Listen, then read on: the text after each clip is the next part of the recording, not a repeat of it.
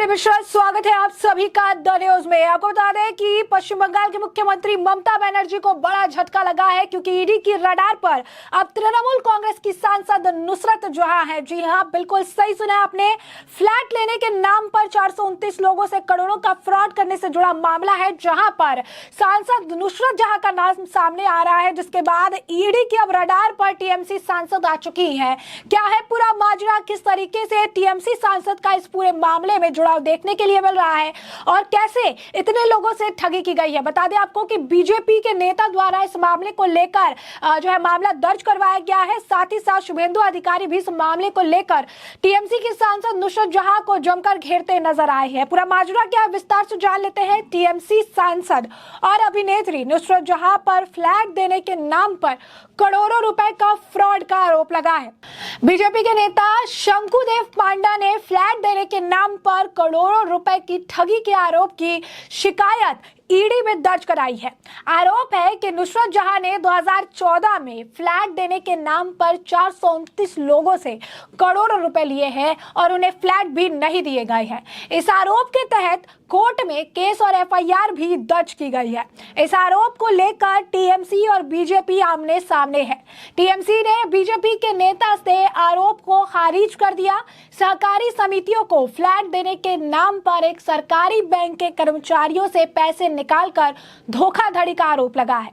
नुसरत जहां उस संगठन के निर्देशकों में से एक है जिनके खिलाफ शिकायत दर्ज की गई है। कंपनी का नाम 7 Hands इंफ्रास्ट्रक्चर प्राइवेट लिमिटेड है। जांच के मुताबिक फ्लैट पाने के लिए एक सरकारी बैंक के कई सेवानिवृत्त कर्मचारियों के सहयोग से उसी कंपनी के बैंक खाते में पैसा जमा किया गया था।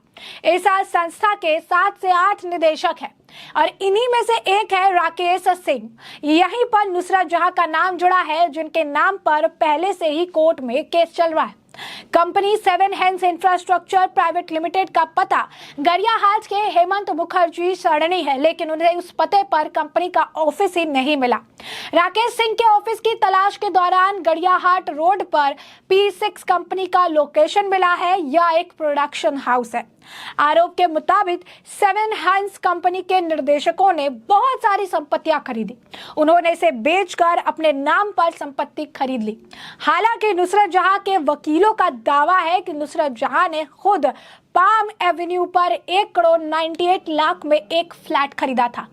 प्राप्त जानकारी के अनुसार 7 Hands कंपनी 2011 में बनाई गई थी। इसे मूल रूप से एक इंफ्रास्ट्रक्चर कंपनी के रूप में बनाया गया था। नुसरत जहां 2014 में निर्देशकों में से एक के रूप में कंपनी में शामिल हुई। 2017 में उन्होंने भी इस्तीफा दे दिया था। ऐसे में गौरतलब है कि यह कंपनी बिजनेस तो कोलकाता में करती है, लेकिन इसका रजिस्टर्ड पता भुवनेश्वर का है। आरोप है कि राकेश सिंह की कोलकाता में 4 अन्य कंपनियां भी हैं। आरोप है कि राकेश सिंह ने उन 4 कंपनियों का इस्तेमाल कर धोखाधड़ी का ये पूरा जाल जो है इसे बिछाया था। गरियाहाट में फ्लैट बनाने के नाम पर भी धोखाधड़ी का आरोप लगा है। मालूम हो कि उस स्टेट बैंक के कर्मचारियों को गरियाहाट इलाके में फ्लैट देने का प्रस्ताव दिया गया था। इसी आधार पर सेवानिवृत्त बैंक कर्मियों ने 5.5 लाख रुपए दिए थे। एक सहकारी समिति बनाकर पैसा जमा किया गया, लेकिन जब पूरी प्रक्रिया में देरी होने लगी तो कुछ बैंक कर्मचारियों ने मामले की जानकारी लेनी शुरू कर दी। तब उन्हें बताया गया कि गरियाहाट में उस साइज की जमीन उपलब्ध नहीं है। हिंदुओं में जमीन दी जाएगी, इससे फ्लैट का साइज भी बढ़ जाएगा। 2 कमरे के फ्लैट के बजाय 3 कमरे के फ्लैट का वादा किया गया, लेकिन इतने सालों में भी उन्हें एक फ्लैट नहीं मिला है। जी हाँ, बिल्कुल सही सुना, इतने सालों में भी एक फ्लैट नहीं मिला उन्हें। आरोप को लेकर बीजेपी और टीएमसी में तकरार देखने के लिए मिली। बीजेपी के नेता शंकुदेव पांडा ने कहा कि जिन 500 से उन्होंने पैसे लूटे, उनमें से कम 100 की मौत हो गई है। अधिकांश सेवानिवृत्त कर्मचारी है और उन्हें न्याय कब मिलेगा? मैं इसे वरिष्ठ नागरिकों को सौंपूंगा। उनका दावा है कि किसी भी मामले की एक प्रक्रिया होती है। वे सबसे पहले गरियाहाट थाने गए, पुलिस ने केस नहीं लिया। अलीपुर कोर्ट में केस फिर दायर जो है किया गया। कोर्ट ने एफआईआर दर्ज करने को कहा। एफआईआर दर्ज की गई और पुलिस रिपोर्ट सौंपी गई। अलीपुर कोर्ट में 2 बार समन जारी किया गया। नुसरत नहीं गई। उन्होंने आरोप लगाया कि पुलिस ने नुसरत को सुरक्षा दी है क्योंकि साफ तौर पर तृणमूल कांग्रेस की पश्चिम बंगाल में सरकार है और पश्चिम बंगाल की पुलिस ममता बनर्जी के इशारे पर काम करती है। हालांकि तृणमूल कांग्रेस बीजेपी के आरोप को महत्व नहीं देना चाहती है। तृणमूल कांग्रेस के नेताओं का कहना है कि शंकुदेव पांडा के खिलाफ खुद का आरोप है। उन्होंने वॉशिंग मशीन को धोकर खुद को साफ कर दिया। वह इस मामले पर पश्चिम बंगाल विधानसभा में विपक्ष के नेता शुभेंदु अधिकारी ने भी जमकर निशाना साधा है और इस मामले में नुसरत जहां पर उन्होंने टिप्पणी भी की। उन्होंने ये भी कहा कि भाजपा उन व्यक्तियों को कानूनी सहायता प्रदान करेगी। विपक्ष के नेता ने कहा कि उक्त संस्था द्वारा ठगे गए अधिकांश व्यक्ति वरिष्ठ नागरिक हैं। हम पहले ही ईडी से संपर्क कर चुके हैं ताकि केंद्रीय एजेंसी इस मामले को उठाए। यदि वे ऐसा करते हैं तो यह अच्छा होगा, अन्यथा हम इन ठगे गए वरिष्ठ नागरिकों को कानूनी सहायता प्रदान करेंगे।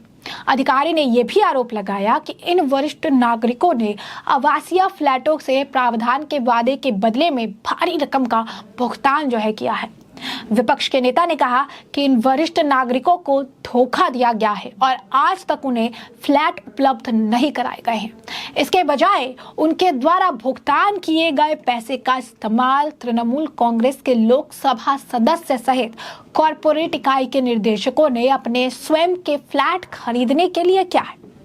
इसे लेकर आपको बता दें कि भाजपा के नेता ने सोमवार शाम को ही शंकुदेव पांडा ने कुछ ठगे गए निवेशकों के साथ कोलकाता के उत्तरी बाहरी इलाके में ईडी के सॉल्ट लेक कार्यालय में 7 सेंस इंफ्रास्ट्रक्चर प्राइवेट लिमिटेड के खिलाफ धोखाधड़ी करने वाले प्रत्येक निवेशक से लगभग 6 लाख रुपए प्राप्त करने की शिकायत जो है दर्ज कराई है। यानी स्पष्ट तौर पर अगर आप देखेंगे तो इस मामले में नुसरत जहां जो कि तृणमूल कांग्रेस की सांसद है वो फंसती नजर आ रही है।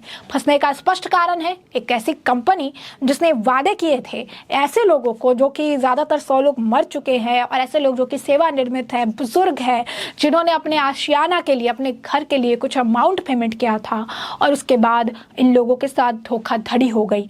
और ऐसे लोगों के साथ अगर आप कहेंगे जो कंपनी इन सारी चीज़ों को करने में इन्वॉल्व है, वहाँ पे निदेशक के पद पर खुद नुसरत जहां जो 2011 से थी, उसके बाद उन्होंने इस्तीफा दिया था।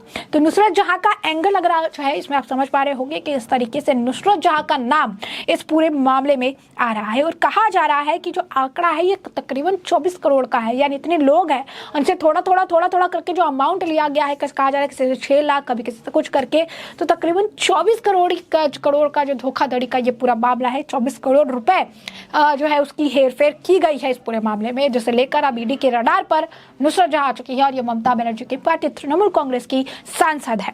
तो ऐसे में आपको बता दें कि नुसरत जहां अपने आप कह सकते हैं कि इनका भी एक पास्ट लाइफ है जिसे लेकर काफी चर्चा का विषय वो रही है। एक हीरोइन भी रह चुकी हैं। उसके बाद उन्होंने पॉलिटिकल करियर अपना शुरू किया था और अब ईडी के रडार पर आ जाने के बाद एक बार फिर उन्हें लेकर चर्चाओं का विस्तार कर रहा है। तो ऐसे में हमने आपको जो पूरा मामला है ये बड़े विस्तार से बताया है कि पूरा मामला क्या है और अब इस पूरे मामले पर आपकी भी जो राय हो हमें कॉमेंट सेक्शन में कॉमेंट करके जरूर साझा करिएगा।